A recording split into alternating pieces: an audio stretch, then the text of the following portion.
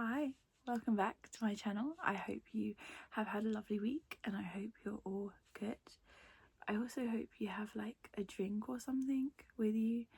I have a coffee. I accidentally made it by accident. I had in my head that I wanted to make a tea, but instead I made a coffee. My brain is just not with it today. But I hope you have like your preferred drink so you can sip on it while you're watching my video. Anyway, I'm gonna get right in. On Friday I preached on 1 Samuel chapter 16. It's basically when the Lord spoke to Samuel and told him to go to Bethlehem to anoint a new king, and he did, and that's where we meet David before he was king. It's a really cool story and it was really a great privilege to be able to preach on it, and it's just so cool that society will judge you by your outward appearance, but God sees your heart and he only cares about your heart. In that time, David was super well respected. He was a great prophet and everyone loved him, everyone appreciated who he was. So when he came to town, if he visited your home, it was a very big deal for you to have him round. Do you know what I mean? Do you know what I'm saying? I don't know if I'm just rambling. But my point is, when Samuel visited Jesse only allowed 7 out of 8 of his sons to meet with Samuel. And he left David to be in the field to tend to the sheep. Like, he didn't even bring David up in conversation because he didn't think it was worth mentioning that he's got an 8th son. So it was only after Samuel saw all 7 sons that Samuel was like, surely Lord, like, who is it? Like, what's going on? Because Samuel saw in his eyes, oh, here are suitable men to be king. I see that they are strong, that they are, this, that and the other. I think at least like 3 of these men in front of me are great enough to be king. So Samuel asked Jesse, are these all your sons, or like, is there anyone more? Is there like any others? What's going on? Because the Lord said this is the house, and like, so far I haven't anointed a son yet. Yeah. And Jesse was like, yeah, okay, fine, like, I'll bring him. Or he's just out like tending the sheep. Like, he's probably a smellless sheep. He's got like super dirty maybe. In everyone's eyes, like, David is so unqualified. He is like super irrelevant to whatever's going on here. But in verse 11 it says, and Samuel said to Jesse, send and bring him, for we will not sit down till he comes here. 12, so he sent and brought him in. Now he was ruddy with bright eyes and good looking, and the Lord said, arise, anoint him, for this is the one. Notice that they waited. Notice how patient God was, because realistically, from the get-go, God could have been like to Samuel, right, okay, here's this man, here's this boy, David. He's a bit rough around the edges. He doesn't really look the part. Don't mind my dog. But that is the boy that I want to be king. So just go fetch him. But it didn't work out like that. And I love it so much because it's like, God sees the heart, people don't. People will judge the outward appearance.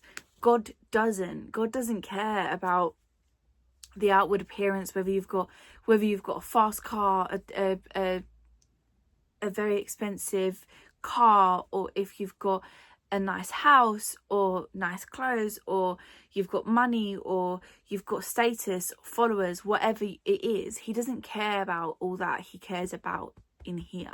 And what I love so much is how personal, how intentional, how purposeful God is.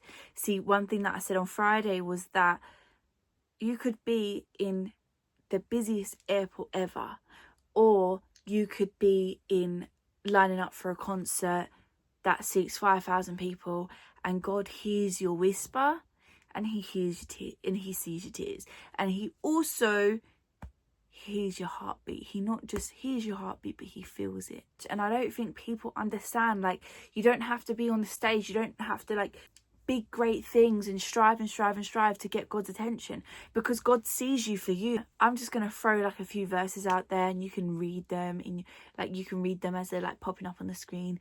Jeremiah 1:5, Ephesians 1:4, Isaiah 43:1. You know, God didn't discover you, he always knew you, and he knows you so personally. He knew you in your mother's womb.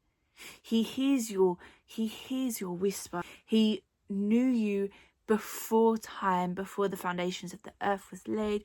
He knew your unformed body, and he had already ordained every day of your life.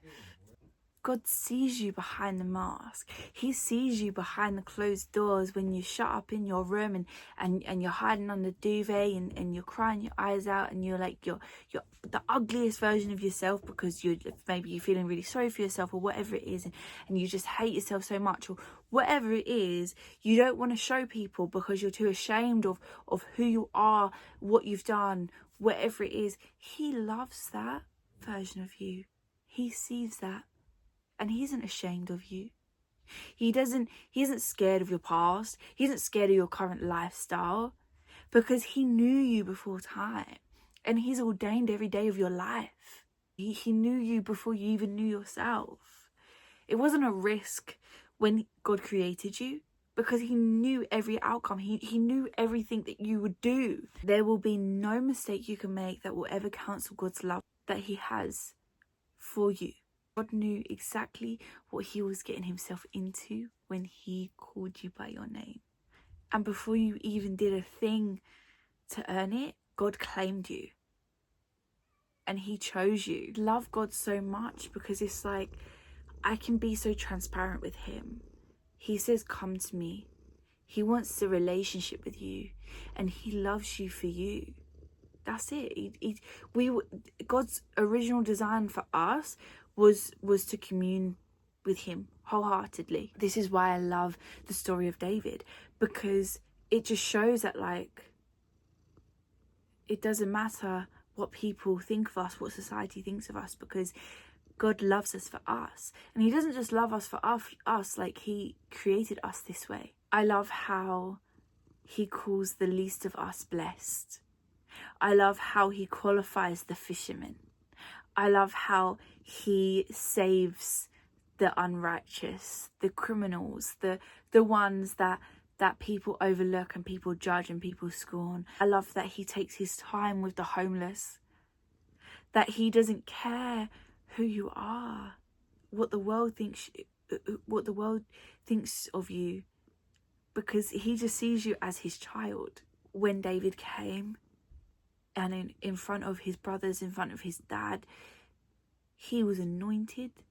You know, when you were anointed back then, you would have a flask of, maybe it's not a flask, but like a jug of oil, and whoever it was who would anoint you poured all of it over you. So you were dripping in oil. And so I just wonder, like, how humbling it must have been for the brothers and for Jesse to be a witness of God's goodness. That he doesn't care, like he isn't fazed about the outward appearance. Notice how in verse 12 it says, so he sent and brought him in. Now he was ruddy, David. He was ruddy with bright eyes and good looking. And the Lord said, arise, anoint him, for this is the one. Bright eyes, that means, like, for me, that's giving energy. That's giving, I want to go out. I want to do my God's business. I just want to be a vessel. I want to be a vessel. That's what bright eyes are given to me. That's what I think, right? And that's what he wants. God sees the heart, and he listen, you might have it, you might look like you've got it all together. People might look like they've got it all together, but do they? Do we ever have it all together? The older I get, the less I feel like I've got it all together. And that's why I love God so much, because I know that I can just rely on him, cast my burdens on him, focus on his will, and like not worry about the future because I know that I'm in his hands. God doesn't see you the way men see you. God sees you in a supernatural light. He sees you in a way that is eternal. His plans for our lives are greater than anyone on this earth could ever fathom. I hope that makes sense. I hope you're encouraged, and I hope that you are able to draw closer to God, knowing that he sees you for you and that he qualifies unqualified. King David was a great man. Yes, he had his flaws, but the work that God used him for was mighty. And David came from nothing. He was a nobody. His family looked down upon him. They didn't care for him. And look how God used him. Such a testimony. Anyway, God bless you all.